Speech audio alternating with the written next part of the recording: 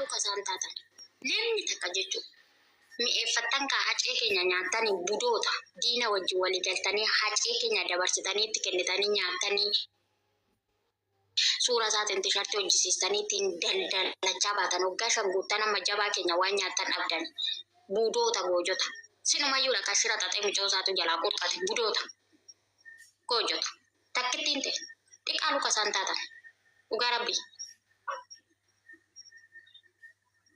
Andu'aalam gaafa waltajjii irratti arganii haceen itti obsa hijaan hacee dallaaluun Andu'aalam laala dabalata immoo haati isaa gadi baatee imaanaa uummata Oromootitti jettee kennatti maal hudduu haadha keessaniitiif qeeqe Oromoon aadaa qaba duudhaa qaba affitaayichi guumarraa kan falusin maal hudduu haadha keessaniitiif alaqallaqxu asirraa alaqlaaqii koondoomin hudduu keessanitti sirraa amma'e.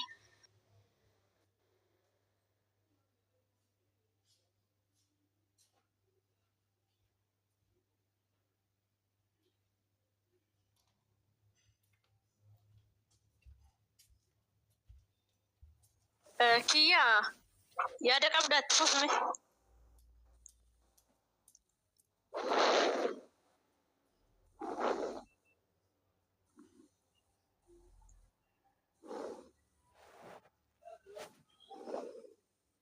Girisan oblos majalata. Aisana tab goda jalata taati faidan qabdani.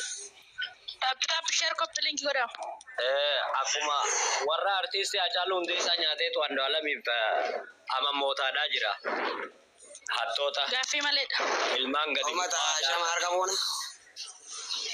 Harka keessaniin bulaa jenne. Keessaniin bulaa jenne.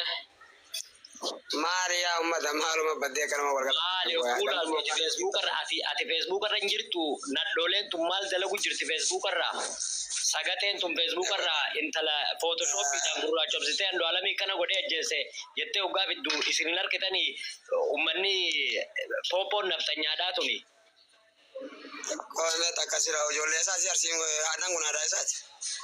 Ibga nuti aadarraan dalaynu nuti ragataan jirraa kutaadhaaf ijinni takkaa bakka buune nuti ija teenyarraa dubbachuu jirra Andu'aalam baafika wanto bakkalee gaddaa ati isaa fuutee amaanaa nukkannatti Andu'aalam gosaa'ee kammaa lagaan isa nyaachuudhaaf ammootaadhaa jirtu. Biraa zarwaa tokko sitti muu dhageeffadhu sitti mate. Maal natti himuudhaaf deemu? Namni jechuudha obsaa dhageeffadhu jarjaruu osoo hin taane yaada namarraa baasi. Ayyee. Ayyee. Oromoon maal jedhee mammaakee beektaa wayita mammaaku dubbii baya baasanii gala dooggan dubbii baya baasii gala dooggoo siin ta'e fudhadhu. Okay, dabii itti fuuf. Ayyee. Dhageeffadhu sitti mate warra sammuun dhuufee sammuun expired ta'e dhageettee warra gandummaa fi yookiin ammootu maqaa namni hin qabne jechuudha namarra baasuu deemu jala deemtee sammuu ta'e jechuudha best of best sammuu ta'e keessa wannaan godheen dhugaa siin jiraatiin jechuudha. Uummanni jechuudha si jammar namni waa siin jiru tokko akka siin geenne beeke akkasii namni waa Baca galasana gandummaa udduu keessa suuqqattutti sirbi deebi tortora. Odaa ajandaa namaan beekin oluma baatee namarraa dhiichisti buquu shamaa udduun kee gaara keessatti raammayi tortora. Ay Oromoo jeema. Ay Oromoo. Barani yoo wanni taate ani ma fakkeenyaaf yoo akka gandaatti taate.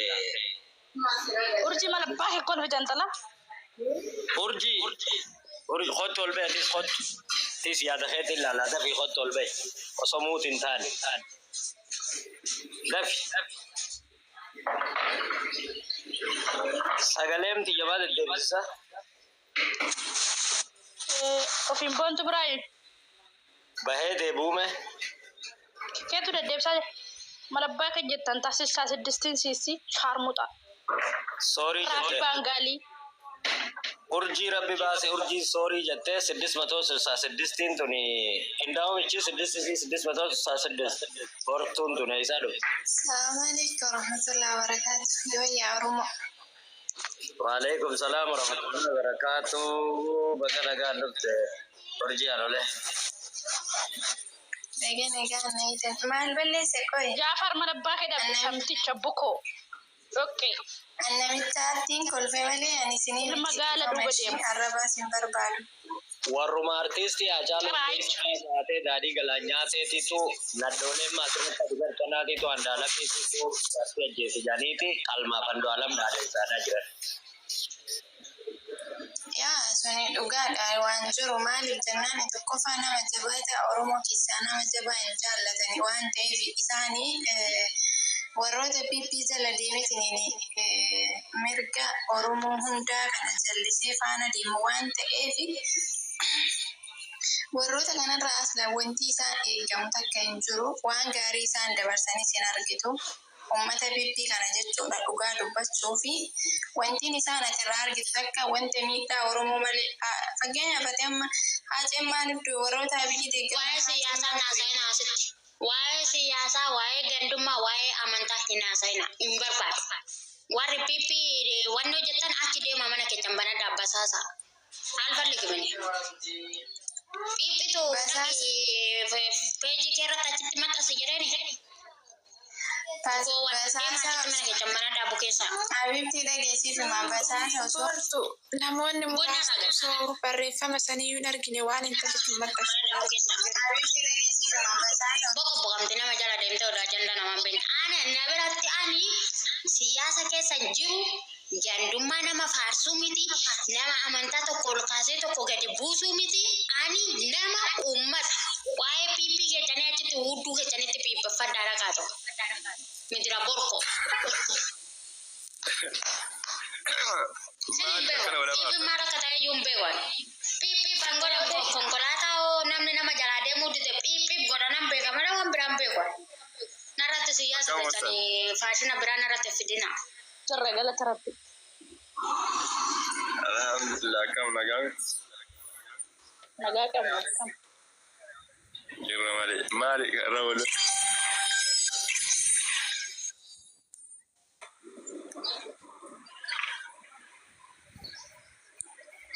Ilala warri maali jettan hirarre warri jirtan jalarre warri jirtan haati warra Andu'alam Gosa boqachuu si hundi kechanuu ni beektan. Nadhoon tun lamaan jechuudha adda durummaadhaan nadhoon tun lamaan shiitu akka waan Andu'alam Micoo ajjeesee fakkeenya hiri'aa Micoo nadhoon tun lacha shiitu hiri'aa Micooti miti.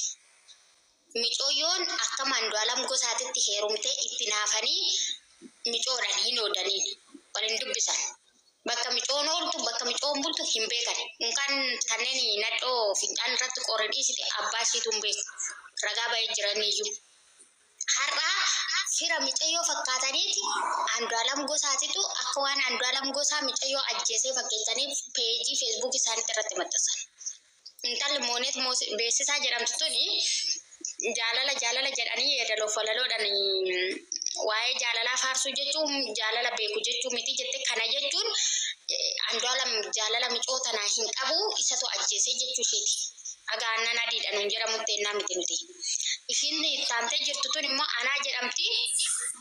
Mana nafxanyaa kaleef dheengaddaa basmaan bilee radgaallaa jedhanii nurra dhaabbatanii akka oolaa ayyaanatti nu qalanii mana isaanii dhaqxeeti. Ini modeelisti ነበርኩኝ አዎ ይደበድባታል እጇን አስሮ ነው የሚደበድባት አዎ Andu'alam ባለጌ ነው አዎ ጀተ መነ ነፍጠኛት አብራራአ ቶርቴ ጀቹዳ ዋን ሞኔቱን በረሲተ ካ ሞኔት ሪአሺቲ ኢት ዲየኛ ቤቲ ከናፍ መጣስተ ጀተ ቶኒ መጣ አብራራአ ፊ ቶርቴ ቆምጮታ ጀቹዳ ከናራ ዱበቻ ጀር ሀጤ ከንደበርሴ ቆምጮታ አርከ ገልቼ nu arka ija keenya nu jaamse nu ambise nadhoo teenya kan nu keessatti guddatte kan Amaara jala hudduu fi qabattu mana shishaa Amaaratii fi mana caatii Guraageti kan hin baane ammarree Andu'alam kan nu jala nyaachuuf deemurree nadhoo teenya.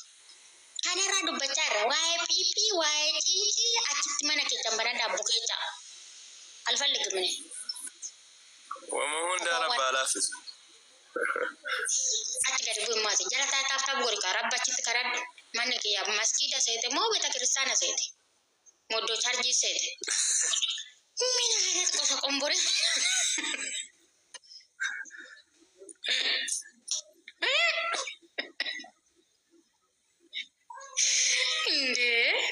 eessan deeme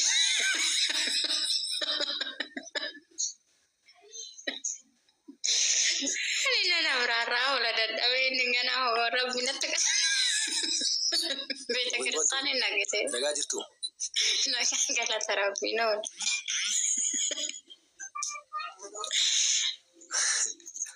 Nama kovalchiisa.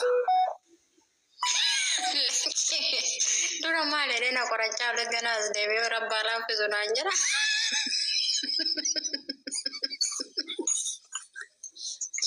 Itti buufamee Namni sinam. akkasii kun maal akka ta'e beektaa?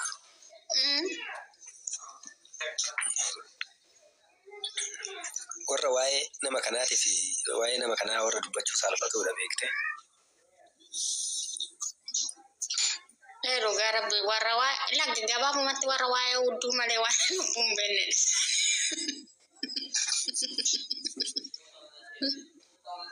Anyway, amma Turkii kiyyarree xiqqoo baay'ee isheen rakkisa. Waan jedhuu barbaadu beektaa asirratti ani jala kana taa'ee wantoota baay'ee dhaggeeffachaa ture. Waa'ee PP, waa'ee maalii bilginnaa baay'ee haasa'amaa ture. Namni xiinxalaa siyaasaa yookaan immoo gahee PP-wwan kana keessa fi gaheewwan hojii kana keessatti kaabinummaa yookiin kaadirummaa muudamuu barbaadu yoo jiraate tarii sagalee ta'uu fi dandeenya. Saraan akkam jirtu nagaa keessanii yoo tokko dubbadhee ba'uu barbaada. Ibsuu danda'a gargaaruu dandeenya waan jedhu qaba. Akkam jirtu nagaa keessanii. Waa'ee nama micooma maatii kaasaa turte kana. Kanaafaa jiru caalaa miti sila. Beekuma shoobsi agoo labatu. Waan baay'ee nama aarsudha. Anyway, intalli tunis akka Haacaaluun jedhe sani gama tokkoon Oromiffa dubbachaa jirti. Intala Oromooti jennee beekna. Akkuma inni Haacaaluun jedhe sani saartifikeetta nama kanarraa fuudhuudhaan waan hin dandeenyeef hambeenya ishiin barbaannu waan akka ishiin yookaan immoo hamaa ishii akka ishii san hin taanu nuti. Maal inni wanti wal caaluu qabnuun ikkoo ishiin sammuu akkanaa baattee ani aktiivistiidha ani maalidha walaloo waan amma dhugaa dubbachuuf taanaan walaloo ishiin maxxansite sanatti jala sanitti waan ishiin akkasii maxxansite asirratti baatee dubbannaan as seene malee waan kana dubbachuu illee barbaachisu jechuudha. Isaayyuu kee biratti miti kan si'a maltu. Warra Habashaa hojii seenteeti. Namni kuni akkana akkasii naamna jettee yeroo baay'ee kaatti jala deemee hordofaa ture jechuudha. Amma micaa'oo suni du'a micayyoo sanii jaalatee du'a kananii addunyaa jaalatee miti. Duuti kananii addunyaa hunda keenya gubee hunda keenya aarsee